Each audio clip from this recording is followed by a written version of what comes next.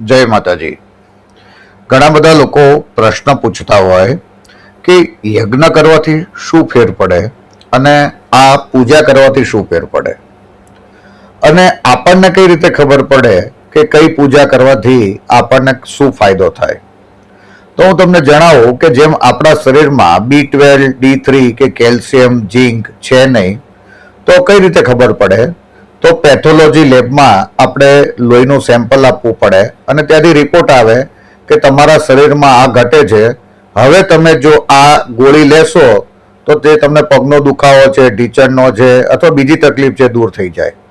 બસ એવી જ રીતે આપણા જમીનની અંદર આપણી જોડે પાણી છે, સૂર્યપ્રકાશ છે, પણ આપણા ખેતરમાં કંઈ ઉગે નહીં ત્યારે સોઇલ ટેસ્ટ કરવી પડે અને સોઇલ ટેસ્ટ કરીએ, જમીનની આપણે ચકાસણી કરીએ ત્યારે ખબર પડે કે ઘણા ફર્ટિલાઇઝર આપણે નાખવા પડશે।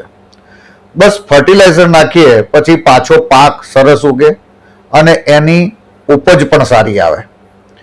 એમ જીવનની અંદર આપણે એક્સ્ટ્રા વિટામિન્સ, ફર્ટિલાઇઝર અથવા બુસ્ટઅપ એનર્જીની જરૂર પડે અને જે આ બુસ્ટઅપ એનર્જી છે એ ગ્રહોના માધ્યમથી, એના બળથી, પિતૃઓના આશીર્વાદથી, તમારા કુળદેવીના આશીર્વાદથી તમને પ્રાપ્ત થાય। અને સૌથી વધારે અગત્યનું છે, આ પરંપરા આપણા ઋષિ મુનિઓએ ઊભી કરેલી પરંપરા છે। આ કોઈ વ્યક્તિગત વ્યવસ્થા અથવા અંગત સ્વાર્થ માટે ઊભી કરેલી વ્યવસ્થા નથી, પરંતુ ગાયના છાણા હોય, ગાયનું ઘી હોય, વેદોક્ત અને શાસ્ત્રોક્ત આચાર્ય ભૂદેવ હોય અને એ નિષ્ણાંત આચાર્ય દ્વારા કોઈ યજ્ઞ કરે તો એનું ફળ આપણને અવશ્ય પ્રાપ્ત થાય।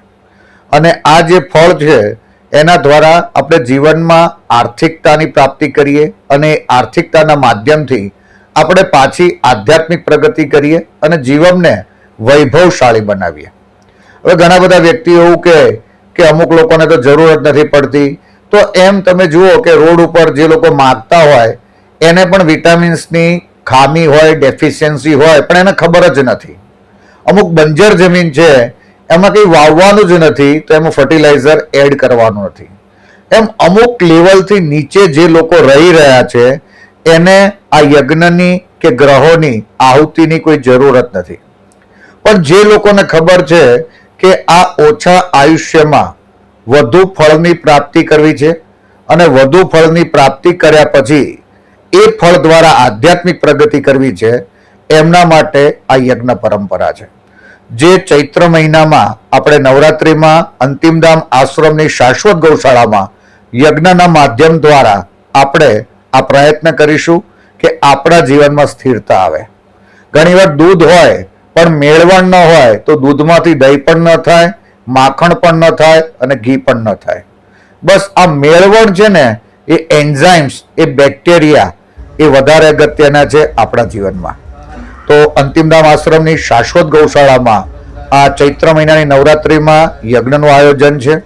આપ પધારજો અને બિલકુલ શ્રદ્ધાપૂર્વક જો ગ્રહોનો, કુળદેવીનો યજ્ઞ થશે અને ગૌ માતાને આશીર્વાદ, ગિરનારી મહારાજના આશીર્વાદ તમને પ્રદાન થશે તો આ વર્ષમાં તમે આધ્યાત્મિક પ્રગતિ સાથે વૈભવતા અને આર્થિકતાની પ્રાપ્તિ કરશો। અસ્તુ વંદે ગૌ માતરમ, વિરલ બાપુ, મોજ, અંતિમધામ આશ્રમ। જય માતાજી, જય ખોડિયાર।